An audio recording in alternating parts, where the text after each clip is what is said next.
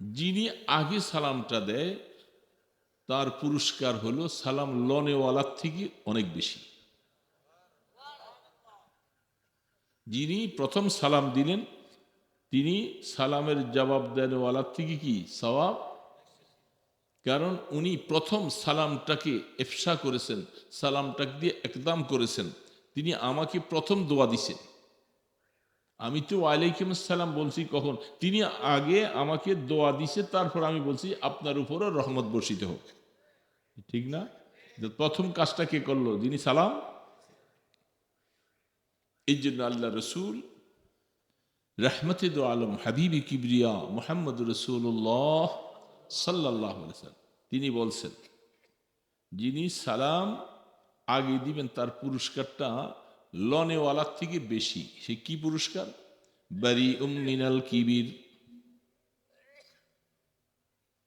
যিনি আগে সালাম দিবেন তিনি এত বড় একটা কঠিন রোগ, যেই রোগটা শরীয়তে হারাম, নাজায়েজ, সবার জন্য নাজায়েজ, হারাম, সেই রোগটার নাম হইল কিবির, অহংকার। সেই রোগটার নাম কি বাবা? এটা কারোর জন্য জায়েজ নেই। আর এই রোগে যাকে আক্রান্ত করবে তার অবস্থা খুব খারাপ। যতক্ষণ পর্যন্ত এই রোগ থেকে মুক্তি না নিবে ততক্ষণ পর্যন্ত জান্নাতেও যাইতে পারবে না। লা ইয়াদখুলুল জান্নাতা মান কানা ফি কলবিহি মিসকালু যাররাতিন মিনাল কিবির আও কামা ক্বালা নবী আলাইহিস সালাতু ওয়াস সালাম।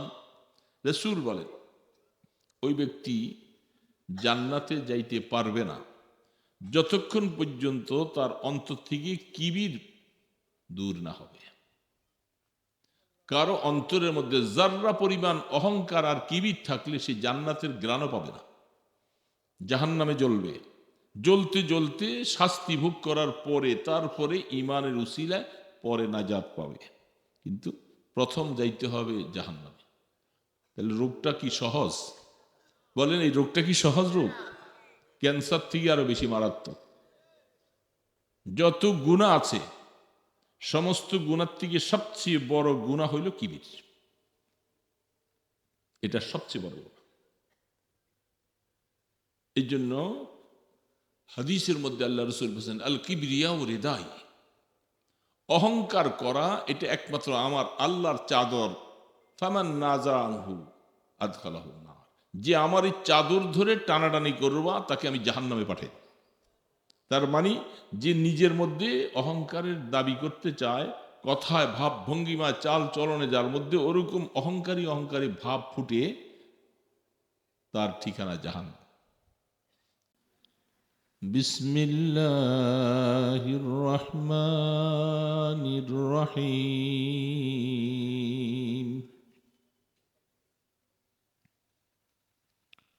أفحسبتم أنما خلقناكم عبثا وأنكم إلينا لا ترجعون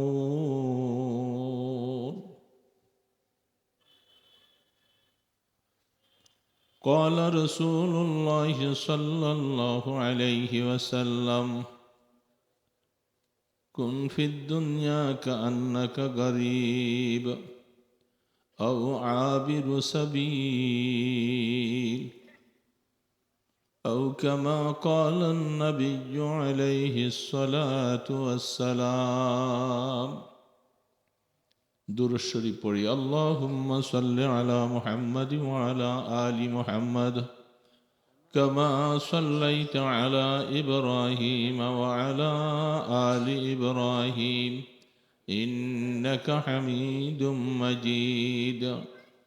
اللهم بارك على محمد وعلى آل محمد كما باركت على إبراهيم وعلى آل إبراهيم إنك حميد مجيد।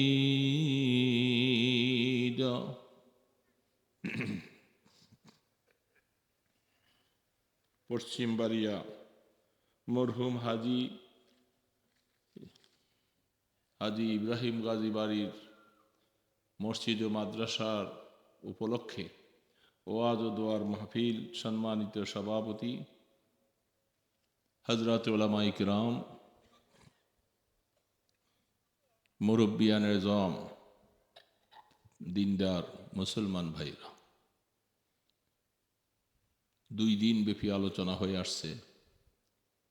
হযরত উলামায়ে কিরামের জবানে আমরা অনেক আলোচনা শুনেছি। শেষ দিনের শেষ অবস্থায় আমার পরেও আরেকজন মেহমান আসবেন, তো আমি একেবারে শেষের আগ টাইমে আপনাদের সামনে সালাম দেওয়ার তৌফিক পেয়েছি। এই সুযোগটুকু আল্লাহ করে দিয়েছেন। এতগুলি ইমানদারকে একত্রিত বসিয়ে সালাম দেওয়া, এটা আল্লাহর খাস মেহেরবানি। সেই সালামের মাধ্যমে আপনারা আমাকে দোয়া দিয়েছেন, আমিও আপনাদের জন্য দোয়া করি, আল্লাহ আমাদের সবাইকে যেন মাফ করে দেন। সালামের মাধ্যমে একটা বিশাল দোয়া না? যেহেতু আমি সালাম দিয়েছি, সালাম আগে দিতে পারা এটাও একটা খুশনসিব। অনেক সময় আমাদের দেশে বিভিন্ন অনুষ্ঠানে, বিভিন্ন আলোচনার মাহফিলে কিছু কিছু বক্তা আছেন, কিছু কিছু ভাইয়েরা আছেন, তারা আইসা আগে অনেক কিছু বলে তারপরে সম্বোধন করে অমুক তমুক বলে তারপরে বলে আসসালামু আলাইকুম। নেতারাও এরকম বলেন, সম্মানিত অমুক অমুক অমুক স্টেজে অমুক আছে, সবাইকে বলে তারপরে বলে আসসালামু আলাইকুম। এরকম কথা শুনছেন তো আপনারা? এটা হাদিসের সম্পূর্ণ খেলাফ, উল্টা। হাদিস শরীফে আল্লাহ রসুল বলছেন, যখনই তোমার সাথে কারো দেখা হবে, সাক্ষাৎ হবে, আগেই সালাম দিবে, তারপরে কালাম। আগে সালাম, তারপরে কি? আগে আমরা অনেকগুলি কালাম করে ফেলি, তারপরে বলি আসসালামু আলাইকুম। এটা সুন্নতের খেলাফ। দেখলেই আগে সালাম দিব। আর সালামটা এটা মুসলমানদের জন্য আল্লাহ পাক একটা বিশাল অবদান হিসাবে আল্লাহ পাক আমাদেরকে দিয়েছেন। মানুষের সাথে মানুষের কৌশল বিনিময় করার জন্য সবচেয়ে বড় জিনিস আল্লাহর কোরআন বলছেন, সেটা হলো সালাম।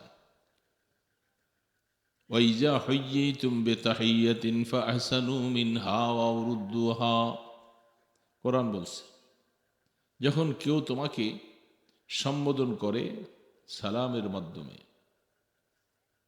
তুমি পারলে তার থেকে আরেকটু ভালো শব্দ দিয়া তাকে প্রতিদান দেওয়ার চেষ্টা করবে।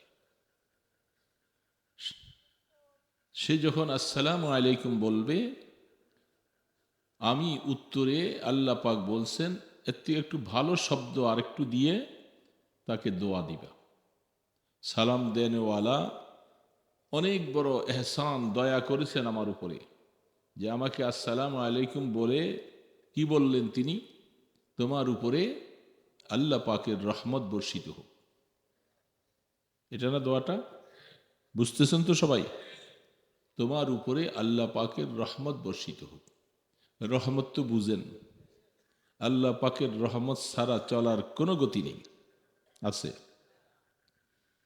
আমাদের সবচেয়ে বড় পুঁজি কি? আল্লাহ পাকের রহমত। কি বলেন, ঠিক না বে ঠিক বলে?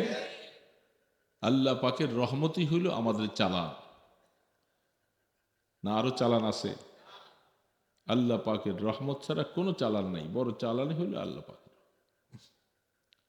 বেঁচে থাকতেও দরকার, মৌতের সময় দরকার, কবরে দরকার, হাসরে দরকার, পুলসেরাতে দরকার, জান্নাতে যাওয়ার পরও দরকার। বলেন সুবহানাল্লাহ।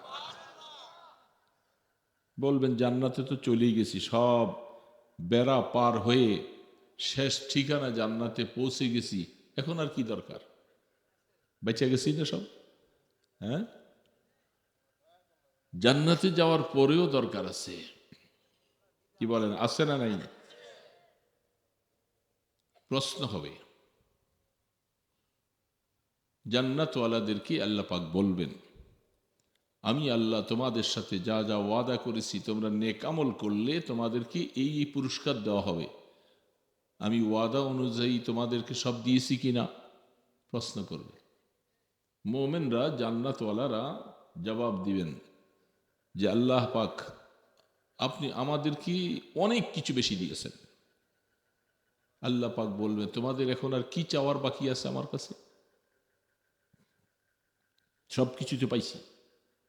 জান্নাতে যাইতে পারা মানে তো সব আশা পূরণ। কি বলেন? সব আশা পূরণ। এখন তোমাদের আর কি চাহিদা আমার কাছে? কোনো চাহিদা বাকি আছে? এখন মানুষ বলবে যে আল্লাহর কাছে এখন কি চাইয়া আবার কি ঠইয়া যায়। তখন ওলামাই কেরামকে তালাশ করবে। সুবহানাল্লাহ বলেন।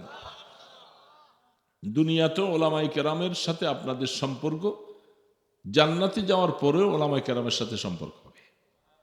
এটা আল্লাহর মেহেরবানি। ওলামাই কেরাম তালাশ করবে, ওনাদেরকে জিজ্ঞাসা করব। জান্নাতের মধ্যে দেখা সাক্ষাৎ হবে অনেকের সাথে। বেড়াইতে যাই, একজনের বাড়িতে দেখা সাক্ষাৎ হয়। জান্নাতে গেলেও যারা আল্লাহ পাক জান্নাতের বাসিন্দা বানাবে সেদিন দেখা হবে অনেকের সাথে। আল্লাহ পাক যেন আমাদেরকেও আপনাদের সাথে দেখা করার সুযোগ করে দেন। এটা অনেক বড় একটা। ওলামায়ে কেরামকে জিজ্ঞাসা করবেন। দুনিয়াতে তো আপনাদের কথা শুনছি আমরা বসে বসে, এখন আল্লাহ পাক প্রশ্ন করলেন যে আল্লাহ পাকের কাছে আমাদের কিছু আর চাওয়ার বাকি আছে কিনা। আমরা তো জবাবটা দেইনি, এখনো অপেক্ষা করতেছি। ওলামায়ে কেরাম জানাইয়ে দিবেন, যেটা কোরআনে আছে হাদিসে আছে। আল্লাহ পাকের কাছে আমাদের একটা চাওয়া, আর কোনো চাওয়া নাই। সেটা আল্লাহ সুবহানাহু, অনেকে বুঝে না, না বুঝার কারণে আমি কথাটা বলতেছি, নতুবা ছেড়ে দিতাম ওইখানে। চিন্তা করতেছে কি চাওয়া, কি চাওয়া, মনে মনে এক একজন কল্পনা করতেছি। সহি কথাটা কি হবে এটা আজকে শুনে নেন। আল্লাহ পাকের কাছে সেদিন চাওয়া হবে যে আল্লাহ আপনি যে দয়া করে রহমত দিয়ে আমাদেরকে মাফ করেছেন, জান্নাতে আনছেন। আমরা জান্নাতে যতদিন থাকবো, কতদিন থাকবো কোনো হিসাব, অনাদি অনন্তকাল, আবাদুল আবাদ, খালিদিন ফিহা, জান্নাতে থাকবে। আল্লাহ আপনি যে আমাদেরকে রাজি হয়ে জান্নাতে দিয়েছেন, আমরা জান্নাতে যে চিরজীবন থাকব, আপনি আমাদের উপরে আর কোনোদিন নারাজ হবেন না, এটি আমাদের চাওয়া। সুবহানাল্লাহ। জান্নাত পাইছি আল্লাহ পাকের রাজি থাকার কারণে। কি কারণে? আল্লাহ যদি রাজি না থাকতেন তাহলে আমরা জান্নাতে যেতে, তো যেহেতু আল্লাহ আপনি রাজি হয়ে আমাদেরকে জান্নাত দিয়েছেন, এখন আমাদের চাওয়া আপনি কোনোদিন আমাদের উপরে আর নারাজ হইয়েন না, অসন্তুষ্ট হইয়েন না। আল্লাহ পাক বলবে যাও, আমি আল্লাহ যেহেতু তোমাদেরকে রাজি হইয়া, খুশি হইয়া, সন্তুষ্ট হইয়া জান্নাতে দিছি, তোমাদের উপরে আমি রাজি হয়ে গেলাম, কোনোদিন আর নারাজ হব না, কোনোদিন। জান্নাতে যাওয়ার পরে আল্লাহ পাক বলবেন, এ জান্নাতওয়ালারা, তোমাদের সাথে আমার প্রথম কথা হলো, সেটা হলো সালামুন কাওলাম মির রাব্বির রহিম। সুবহানাল্লাহ। আল্লাহ পাক প্রথমে আপনার সাথে আমার সাথে জান্নাতে পৌঁছে দেওয়ার পরে প্রথমটাই হবে আল্লাহর পক্ষ থেকে সমস্ত জান্নাতবাসীকে বলবেন সালামুন আলাইকুম, তোমাদের উপরে আমার পক্ষ থেকে সালাম। কেমনটা লাগবে তখন? কেমনটা লাগবে রে বাবা? যে আল্লাহ পাক তার বান্দা বান্দীদেরকে সেদিন সালাম দিবেন। কোরআন বলতেছে, আমি বলতেছি না। সালামুন কাওলাম মির রব্বির রহিম। এবং কার পক্ষ থেকে সালাম? মির রব্বির রহিম, যিনি আমাদের রব এবং যিনি সবচেয়ে দয়ালু। সেই রব এবং দয়ালুর পক্ষ থেকে আমাদের উপরে কি সালাম। এটা বুঝছেন তো? সালামটা, সালাম শব্দের অর্থটা বুঝছেন তো? শান্তি আর শান্তি, শান্তি। তোমার উপরে শান্তি বর্ষিত হোক, রহমত বর্ষিত হোক। একজন দোয়া করতেছে তোমার উপরে রহমত বর্ষিত হোক, এটা ব্যাপারটা খুব হালকা নজর নয়। আসসালামু আলাইকুম ওয়া রাহমাতুল্লাহ বললেন, এই জন্যই তো রাসূল বলছেন বেশি বেশি করে তোমাদের মধ্যে সালামের আদান প্রদান করবা। মুসলমান একজনকে দেখলেই সালাম দিবা। যিনি আগে সালামটা দেয় তার পুরস্কার হলো সালাম লনেওয়ালার থেকে অনেক বেশি। যিনি প্রথম সালাম দিলেন তিনি সালামের জবাব দেনওয়ালার থেকে কি সওয়াব, কারণ উনি প্রথম সালামটাকে এফশা করেছেন, সালামটাকে দিয়ে একদম করেছেন। তিনি আমাকে প্রথম দোয়া দিছেন। আমি তো ওয়ালাইকুম আসসালাম বলছি কখন, তিনি আগে আমাকে দোয়া দিছে, তারপর আমি বলছি আপনার উপরও রহমত বর্ষিত হোক। ঠিক না? প্রথম কাজটা কে করলো? যিনি সালাম। এই জন্য আল্লাহ রসুল রহমতে দো আলম হাবিবি কিবরিয়া মোহাম্মদ রসুল্লাহ সাল্লাহ তিনি বলছেন যিনি সালাম আগে দিবেন তার পুরস্কারটা লনেওয়ালার থেকে বেশি। সে কি পুরস্কার? বারি মিনাল কিবির। যিনি আগে সালাম দিবেন তিনি এত বড় একটা কঠিন রোগ, যেই রোগটা শরীয়তে হারাম, নাজায়েজ, সবার জন্য নাজায়েজ, হারাম, সেই রোগটার নাম হইল কিবির, অহংকার। সেই রোগটার নাম কি বাবা? এটা কারোর জন্য জায়েজ নেই। আর এই রোগে যাকে আক্রান্ত করবে তার অবস্থা খুব খারাপ। যতক্ষণ পর্যন্ত এই রোগ থেকে মুক্তি না নিবে ততক্ষণ পর্যন্ত জান্নাতেও যাইতে পারবে না।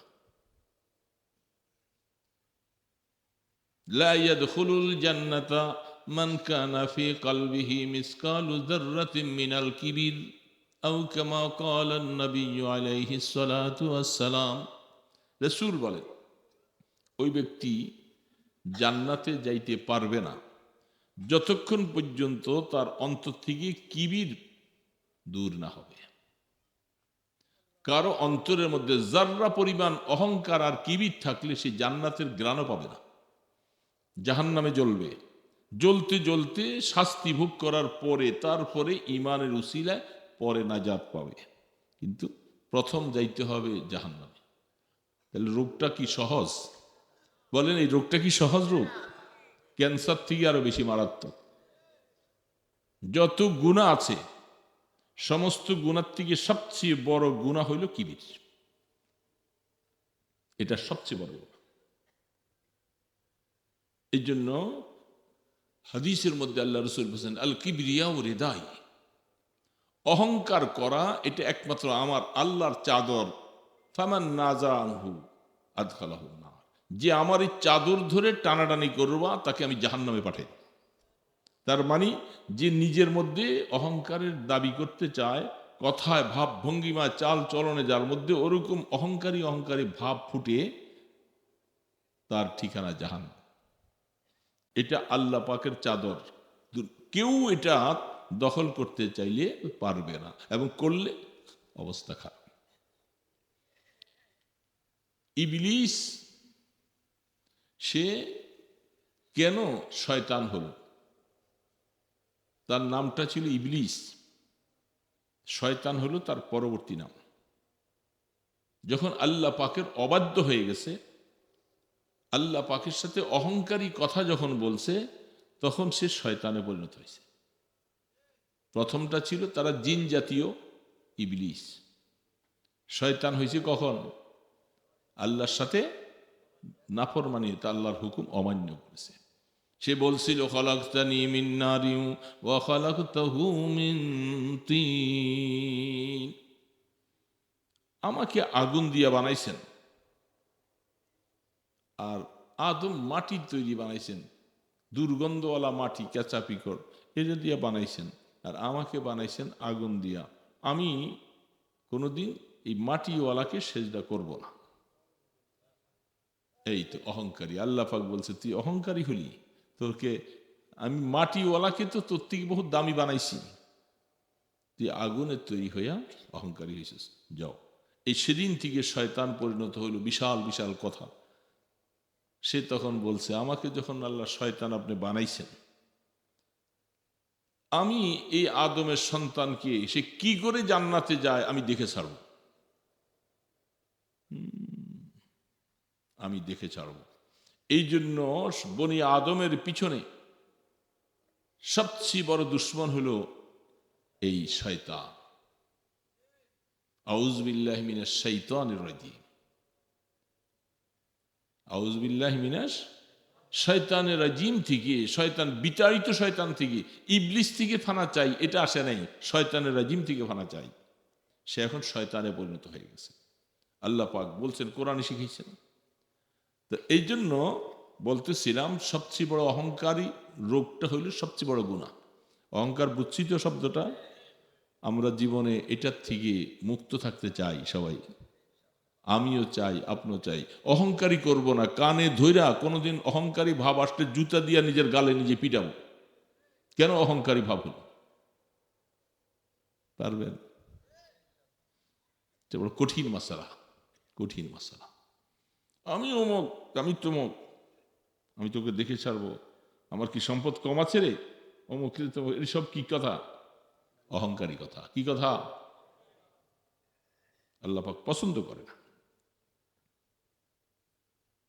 আমি বড় হুজুর, আমি বড় আলেম, আমি অনেক কিছু, আমি বড় খতিব, আমি বড় এই সেই। আল্লাহ পাক বলে, তুই 2 পয়সারও মূল্য নাই তোর। এই ধরনের কথা বলবি আর তোর পজিশন একেবারে আমি খারাপ করে দেব। এই জন্য যত আল্লাহ ওয়ালা হইতে চাইলে, আল্লাহ পাকের নেক বান্দা হইতে চাইলে সবচেয়ে বড় জিনিস হলো, আমি আল্লাহ পাকের সামনে সবচেয়ে বেশি একজন অপরাধী, গুনাহগার, আমি নাফরমান, আমি জানি না, আমার থেকে সব ভালো, আমার থেকে সব ভালো। কারণ হতে পারে আমার ওই ভাইকে আল্লাহ মাফ করে দিবে, আমাকে হয়তো পাকড়াও করে ফেলবে, ধরে ফেলতে পারে। যদি ধরে ফেলে তাহলে আমি কি করব? এই জন্য সবাই ভালো আমার থেকে, আমি খারাপ। এটা অন্তর দিয়ে যদি বলতে পারি, নিরিবিলি অন্তরকে যদি সেরকম তৈরি করতে পারি, আল্লাহ পাক বলে, আমি তোর অনেক সম্মানিত করে দিব। তুই ছোট হয়ে যা, আমি আল্লাহ তোকে বড় করব। দোস্ত, লম্বা কথা শুনলে তো অনেক কথাই শুনি, কিন্তু হাকিকত বুঝতে হবে আমার, আমি কোন রোগে আক্রান্ত, কোন রোগটা আমার সবচেয়ে বেশি আমাকে ক্ষতি করতেছে, যেটা আমার ক্যান্সার রোগে, এটা আমার বুঝতে হবে। আপনার আমার নবী মুহাম্মদ রাসূলুল্লাহ সাল্লাল্লাহু আলাইহি ওয়াসাল্লাম, আল্লাহ রসুল, তাকে জিজ্ঞাসা করতেছেন। আল্লাহ পাক বলেন, জিবরিল, আমার বন্ধুর একটু জিজ্ঞাসা করো তো, তার পরিচয়টা তিনি দেব। আমি অনেক নবীদেরকে পরিচয় নিয়েছি। আদম আলাইহিস সালামের পরিচয় নিয়েছি, আদম ও সফিউল্লাহ, ইব্রাহিম ও খলিলুল্লাহ, মুসা কলিমুল্লাহ, ঈসা রুহুল্লাহ। এক এক নবীদের এক একটা টাইটেল গুণ দিছি। তা আমার বন্ধুকে জিজ্ঞাসা করো তো, ওনার কি গুণটা দেওয়া যায়, ওনার একটা টাইটেল। রসুলকে জিজ্ঞাসা করছে। আল্লাহ রসুল অনেক কিছু বলতে পারতেন, যেহেতু আল্লাহ পাক এত শ্রেষ্ঠ নবী বানাইছেন, সমস্ত নবীদের থেকে শ্রেষ্ঠ নবী আপনার আমার নবী। কোন সন্দেহ আছে?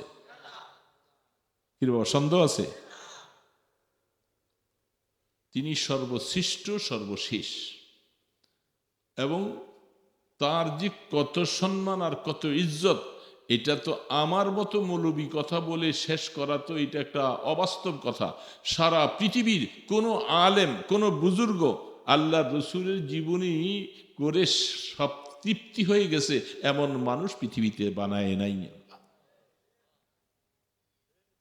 এত সম্মান, এত ইজ্জত আপনার আমার নবীর। আমি আর আপনি কি বলবো? আমাদের কি এলেম আছে আর কি যোগ্যতা আছে রসুলের প্রশংসা করতে পারি? রসুলের সিফাখানা করার মতো কি যোগ্যতাটা আছে আমাদের? এত শ্রেষ্ঠ নবী। তাকে জিবরিল ইসলাম জিজ্ঞাসা করলেন, মান আনতা ইয়া মুহাম্মদ। রসুল অনেক কিছু বলতেন। আহা, এটা শিক্ষা আপনার জন্য, আমার জন্য বাবা, আমাদের নবী তিনি, উম্মতের জন্য শিক্ষা। রসুল বলতেছেন, আমি একজন এতিম নবী। সুবহানাল্লাহ। আমি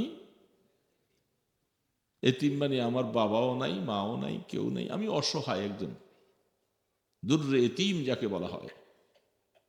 এতিমদের মধ্যে সবচেয়ে শ্রেষ্ঠ এতিম আপনার আমার নবী। সিস্টেম। তিনি দুর্রে এতিম, তিনি বলতেছেন, আল্লাহ তো সব শুনতেছেন দেখতেছেন, বলেন যে আমি একজন এতিম নবী, একজন অসহায় নবী।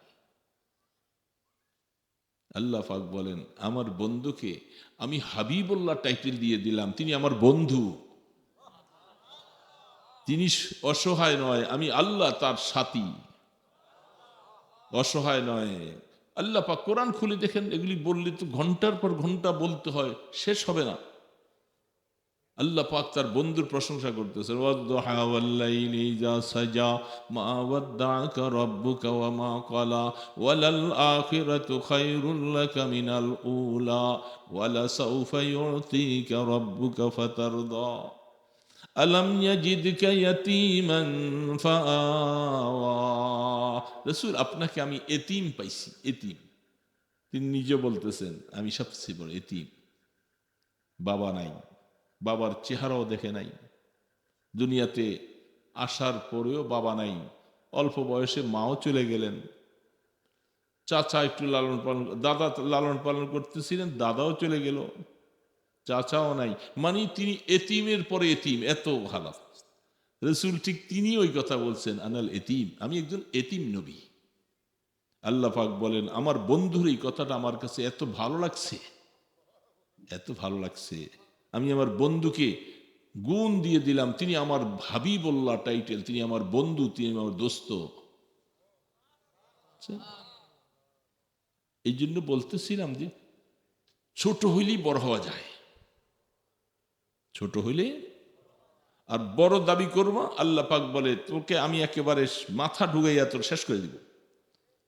বড় করছিল ফেরাউন, বড় হয়েছিল নমরুদ, বড় হয়েছিল হামান, বড় হয়েছিল আবু জাহাল।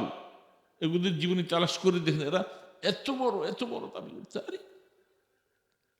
আমাকে চিনো, আমি এই দেশের এই কওমের সর্দার নেতা, আমি আবু জাহাল বলতেছি, আমার ক্ষমতা, আমি মোহাম্মদকে নবী মানবো।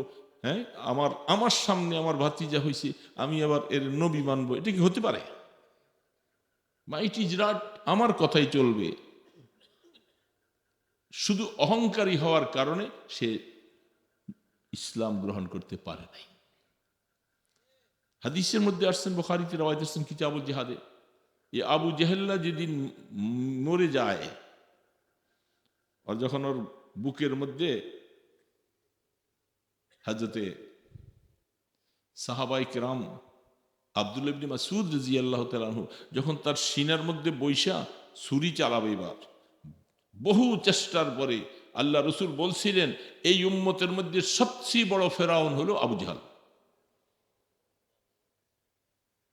মুসা আলাইহিস সালামের জমানায় ছিল ফেরাউন, আর আমার জমানার মধ্যে ফেরাউন হলো আবু জাহাল।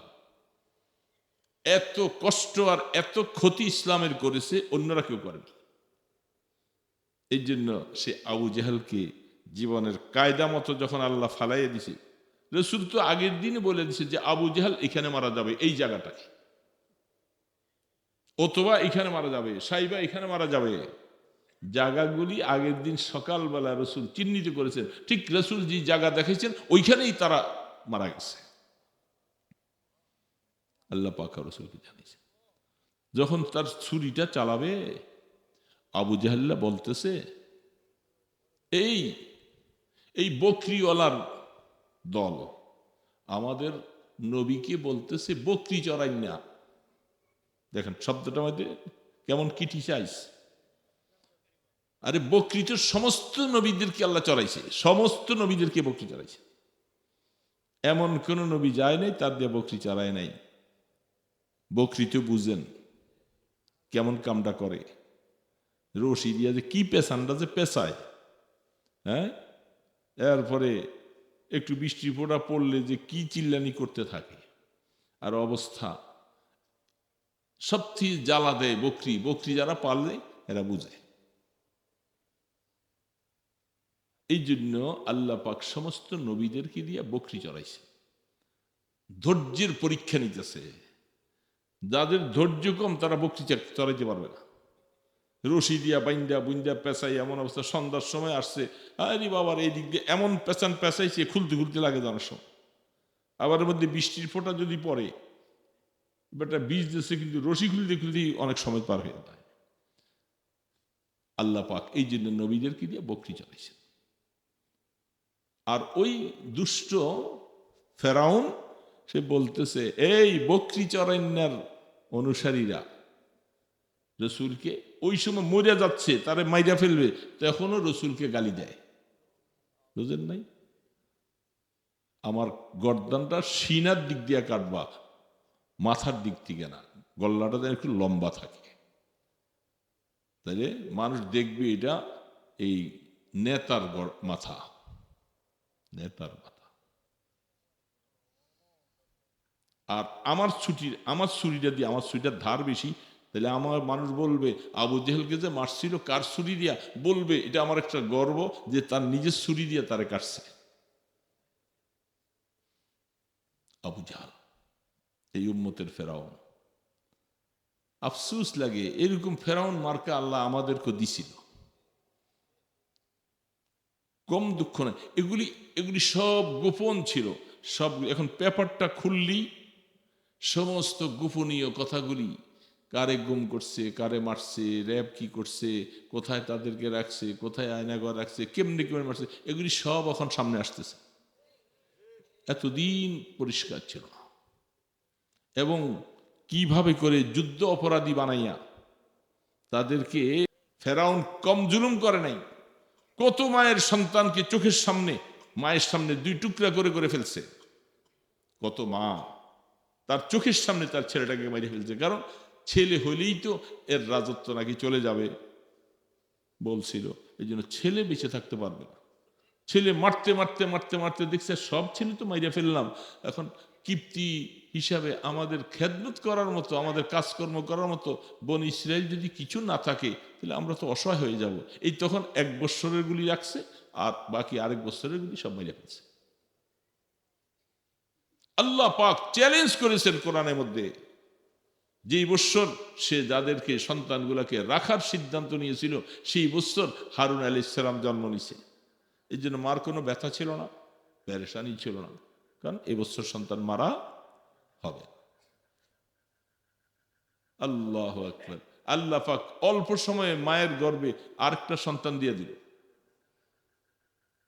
ঘন ঘন বাচ্চা। মাত্র 1 বছর আগে এক ভাই, বছরের প্রথম দিকে, আর বছরের শেষের দিকে আবার মূসা ইসলাম।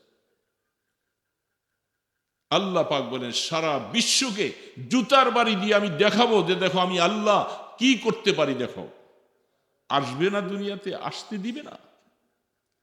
আমি আল্লাহ যখন আনবো, তার কোলে বসাইয়া, তার ঘরে বসাইয়া, তার মাকে, কারো দুধ ওলাকাদ হাররাম না, আল্লাহ পাক কোরআনে বলছেন এই সন্তান কারো দুধ খায় না। কতগুলি দায় একসাথে। ফেরাউনের এই বাচ্চাকে যদি দুধ খাওয়াইতে পারে, পুরস্কারটা কি সাধারণ পাইব? এই জন্য লোভে যাইয়া সব মায়েরা দাঁড়াইছে, যদি এই বাচ্চাটা আমার দুধ খায় তাহলে পুরস্কার তো অঢের হয়ে যাবে, সারা জীবন বসে বসে খাইতে পারবো। আল্লাহ পাক বলেন আমি সবার দুধ পান করাকে আমি আমার মূসার জন্য হারাম করে দিছি। এই মায়ের স্তনে নেয়, মুখ ফিরিয়ে রাখে, ওইটাই নেয়, মুখ ফিরিয়ে রাখে, ওই দিক নেয়, মুখ ফিরিয়ে রাখে। হারি বিবি আসিয়া তো পেরেশান হয়ে যায়, একে বাঁচাবো কি দিয়া? তখন ওই দূরের থেকে বোন বলতেছিল, একটা মহিলা, এর দুধ সব বাচ্চারা খায়, আমি এমন একটা মহিলার খবর দিতে পারি তার দুধ সবাই খায়। হঠাৎ করে আল্লাহ পাক কোরআনে বলছেন আমি আমার মূসাকে, কত কঠিন কঠিন পরীক্ষা তার সামনে আসছে, আমি সেই পরীক্ষাগুলো আমাদের তারে উত্তীর্ণ করছি। এই জায়গার মধ্যে যে আবার হঠাৎ করে সিদ্ধান্ত আসছিল, মনে হয় এই মহিলার বাচ্চা হইতে পারে, তাহলে তাকে মাইরে ফেলতে হবে। তো মহিলা বোন বলতেছিল না, আমি বলছি অনেক বাচ্চারা দেখি মহিলার দুধ খায়, এই জন্য আমি বলছিলাম যে এও হয়তো খাবে, আপনি বললে আমি খবর দিয়ে আনতে পারি। বিবি আসিয়া বলছে ঠিক আছে, নিয়ে আসো নিয়ে আসো, বাচ্চা বাঁচাইতে তো হবে, সবগুলো এগুলো সব কোরআনে আছে, সব কোরআনে আছে, বাঁচাইতে হবে। আনছেন, ওই দাঁড়াই রয়েছেন, সব মহিলাগুলি লাইন ধরে দাঁড়াইছে, কারোই দুধ খাইল না। আল্লাহু আকবার। মুসা ইসলামের মা আইসা বাচ্চাটাকে নিতে দেরি, অহ আল্লাহু আকবার, মায়ের রক্তের সাথে বাচ্চার রক্তের কণিকা হাতে লইতে দেরি, সাথে সাথে এটা খবর হয়ে যায় যে আমার মা। এটা আল্লাহ বানাইবার সময় ফেত্রি ভাবে বানাইছে।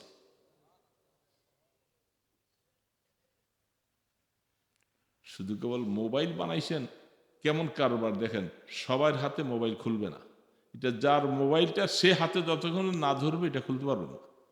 এখন এরকম মোবাইল বাইরেছে অনেক দাম, এটা চুরি করে নিয়ে অনেকে লাভ নেই। এরকম মোবাইল বাইরেছে না, দেখছেন, ব্লাডের সাথে কানেকশন করে দিছি। আল্লাহ পাক বলে, আর এটা তুই এখন না বুদ্ধি, আমি তো বহু আগের থেকে মায়ের সাথে মায়ের বাচ্চার ব্লাড কানেকশন করে দিছি আমি। এত্তেসালে বেকিয়াস বেতাকাইয়িফ বেকিয়াস হাসতে রাব্বুন নাস রাবা জানে নাস। এই এত্তেসাল, এটাকে সংযুক্ত আল্লাহ রাব্বুল আলামিন বলেন, আমি মায়ের রক্তের সাথে সন্তানের ব্লাডের একটা কানেকশন, এই হাতের সাথে হাত লাগলেই বাচ্চা বলতে পারে যে এটা আমার মা।